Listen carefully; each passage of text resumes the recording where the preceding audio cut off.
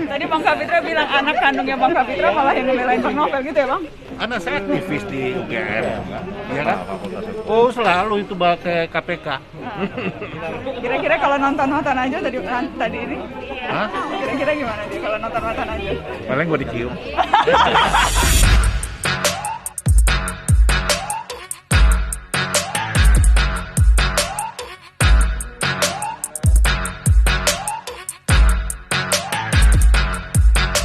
Pendapat aja, KPU membela dengan satir lah. Gitu ya. Saya ini kan menerapkan teori demokrasi, berbeda itu halal di Republik Iya harus. Tadi Bang Kapitra bilang anak kandungnya Bang Kapitra malah yang ngebelain Bang Novel gitu ya Bang? Anak saya aktivis di UGM, ya kan? Oh selalu itu pakai KPK. Kira-kira kalau nonton aja tadi ini? Hah? Kira-kira gimana dia kalau nonton aja? Paling gua dicium. Dicium atau malah apa gitu kan? Dicium ya? Perbedaan itu sudah biasa buat saya. Dua pemikiran, segala macam. Yang penting jangan ada kebencian. Lu jangan kehilangan empati. Nanya, karena kan dirimu kan sebetulnya justru yang divonis oleh Dewan Pengawas, kemudian dikasih SP2 karena dianggap mengintimidasi saksi ya. Perbuatan tidak menyenangkan terhadap saksi. Tapi di sisi lain kita tahu pimpinan KPK melakukan tindak pidana bahkan, tapi diberikan sanksinya yang dianggap sebagian orang ringan. Jadi merasa double-double nggak terzoliminya? Jadi perlu juga saya klarifikasi Mbak, jadi tidak bisa dibandingkan apple to apple kalau saya misalnya pelanggaran kode etik yang saya diputuskan oleh Dewas kemarin saya lakukan dengan Ibu Lili gitu. Karena posisi kami kan saya sedang melakukan pemberantasan korupsi. Saya sedang mengejar tersangka, saya sedang membuktikan korupsi 6,4 triliun milik orang rakyat miskin, bansos yang kami tangkap gitu ya. Sedangkan di satu sisi ada pimpinan yang terbukti sedang koordinasi dengan tersangka gitu. Jadi memang nggak apple to apple dia. Saya sedang memberantas, saya kemudian dikriminalisasi, dihukum, bahkan sekarang dipecat. Sedangkan yang satu sisi sedang berkoordinasi dengan pihak koruptor. Terus ya alhamdulillah pemotongan gajinya juga judulnya aja sebenarnya. Karena kami 10% tapi seluruhnya termasuk juga biaya tunjangan semua transport, tunjangan kinerja dan lain-lain secara total, sehingga 10%-nya saya beda dengan 40%-nya gaji pokoknya pimpinan. Gaji pokok pimpinan sekitar 4 juta sekian. 4,6 juta. Iya, 4,6 juta. Jadi Jadi lebih banyak pemotongan gaji apa? Jauh lebih banyak. Hampir 2 kali lipat malah. Hampir 2 kali lipat lebih.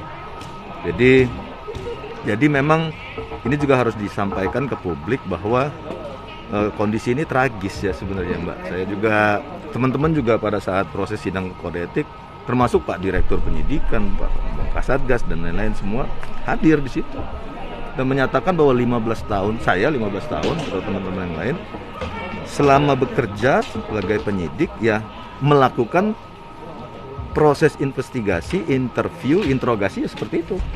Seperti itulah proses kami itu. Tanpa ada kekerasan, tanpa ada sentuhan fisik. Dan itulah yang dialami. Itulah yang dialami. Itulah ironinya KPK masa kini. KPK hari ini. Meskipun memang kita sudah harus menyerahkan tugas gitu ya, tapi kan kita ini kayak bener-bener kayak dianggap nggak ada gitu. Kemudian beberapa hari kemudian ya kita juga tahu bahwa grup komunikasi internal itu juga sudah ada yang baru tanpa melibatkan kami yang statusnya tidak memenuhi syarat. Sebenarnya yang paling berat itu sih ibu ya, dan tentu bapak ibu, karena mereka sebenarnya kan tidak paham secara detail situasi di kantor seperti apa. Saya juga ceritanya lebih ke menenangkan, enggak kok Bu, ini sedang perjuangkan dan sebagainya. Sampai akhirnya kemarin kami menerima SK pemecatan itu, ya orang tua cuma bisa ikut mendoakan dan berharap bahwa ada jalan yang lebih baik lah setelah ini. Saya pasti akan kangen dengan teman-teman saya yang satu tim dengan saya dari dulu ya.